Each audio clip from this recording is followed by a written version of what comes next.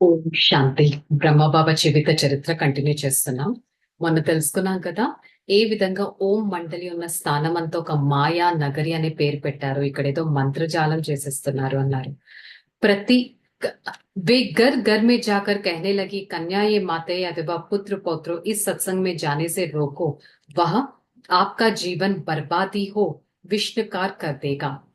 So మాయా నగరి గురించి ఇంకేం చెప్పారంటే, కన్యలు మాతలు అని ప్రతి ఇంటికి వెళ్ళేసి మీరు ఆ ఓం మండలికి వెళ్ళడం నుంచి మిమ్మల్ని మీరు ఆగిపోండి, లేకపోతే మీ జీవితమే నాశనం అవుతుంది. కొంతమందిని భయపట్టించారు కూడా, కొంతమందిని కొట్టడానికి కూడా వాళ్ళు ఆలస్యం చేయలేదు.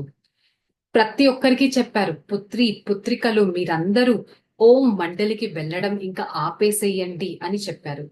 वहां के मुखी लोग शहर पर काफी दबदब था और कोई समाचार पत्र व्यवस्था समेत अथवा बोर्ड में भी उसका अच्छा स्थान था या उसकी पहुंच थी. సో అక్కడైతే ఎవరైతే కొంచెం మంచి పొజిషన్ లో ఉంటారో వారు ఇది కూడా చేయడం స్టార్ట్ చేశారు. కమ్యూనికేషన్ ఛానల్స్, ఏదో ఒక కమ్యూనికేషన్ ఛానల్ ద్వారా ఈ ఓం మండలి గురించి అందరికీ చెప్పాలి అనేది.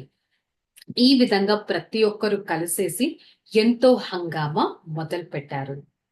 మరి ఇంతకు ముందు ఆ మాతలు కానీ పుత్రులు కానీ వాళ్ళ ఇళ్లలో ఏదైనా చెప్తే వారికి కొంచెం సపోర్ట్ అనేది దొరికేది. నిన్నటి వరకు కూడా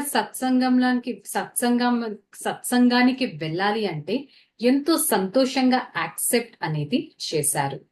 కానీ ఇప్పుడు ఏమైపోయింది, ఇది ఒక మాయా నగరి, ఇక్కడ ఎవరు కూర్చున్నా వాళ్ళ మీద మంత్రం అనేది పడుతుంది అని ఈ విధంగా వాళ్ళు స్టార్ట్ చేయడం మొదలు పెట్టారు. दादा के घर में बुरी बुरी सराहना करते थे. आज उसके विरुद्ध उन्होंने आंदोलन शुरू करने के लिए संगठन बनाया जिसका नाम उन्हें యాంటీ ఓం మండలి రखा है. దాదా యొక్క కార్యాన్ని ఎంత డీటెయిల్డ్ గా అబ్జర్వ్ చేస్తున్నారు అంటే, వారి టార్గెట్ ఒకటే, దాదా చేసిన పనిని బయటకి తీసుకెళ్ళాలి అనేది. అంటే దాదా ఏదైతే చేస్తున్నారో అదంతా కల్పితం అని చెప్పడం అనుకున్నారు. అందుకని వారు దాదా ఓం మండలి ముందు ధర్నా కూడా చేసేసి యాంటీ ఓం మండలి అని చెప్పుకోవడం మొదలు పెట్టారు.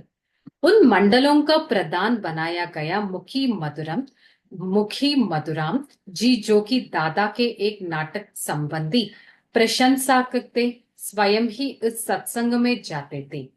మరి ఆ మండలి ఓం మండలి యొక్క ప్రబంధనాలు ఏవైతే ఉన్నాయో వాటిని గాయనం కూడా చేశారు, అంటే వాటిని డిస్క్రైబ్ కూడా చేశారు.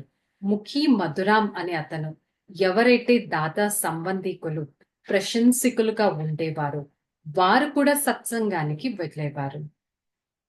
అక్కడున్న ప్రజలు మీ పైన ఎంతో ప్రభావం పడుతుంది అని యాజ్ యూజువల్ భయపట్టించడం స్టార్ట్ చేశారు. उन्होंने कैसे कैसे भड़काया गया इस विषय में एक बड़ा दिल शिकस्त वृत्तांत की सम्मिलन करता है.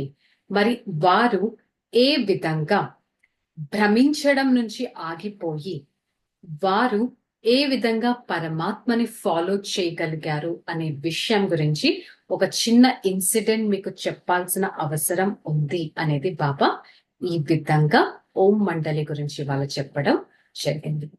ఎపిసోడ్లో ఇంకొంచెం తెలుసుకుందాం. ఓం శాంతి.